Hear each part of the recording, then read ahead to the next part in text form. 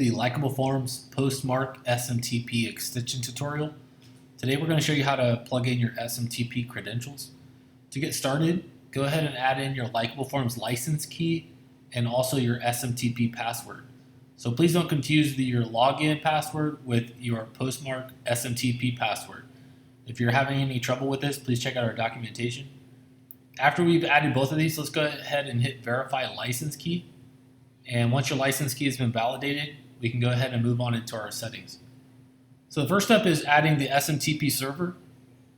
So right now Postmark has two, it's either or.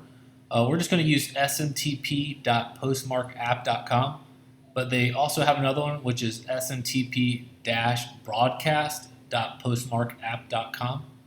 You also need your username.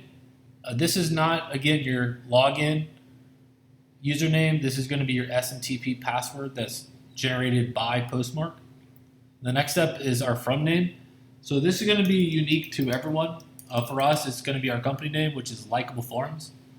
Now, as of filming this, Postmark has three different ports that they support: 2525, 587, and 25.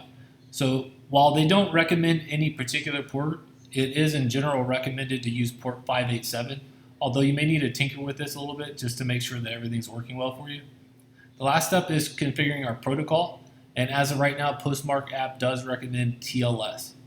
The last step is saving our SMTP settings. Now, we'll point out that this is not the typical Save Form Editor button. It's specific to SMTP extensions. You actually want to hit the Save SMTP Settings button. And that way, instead of having to reconfigure all of your credentials for each form, you can go ahead and just do it one time and be done with it. There you have it.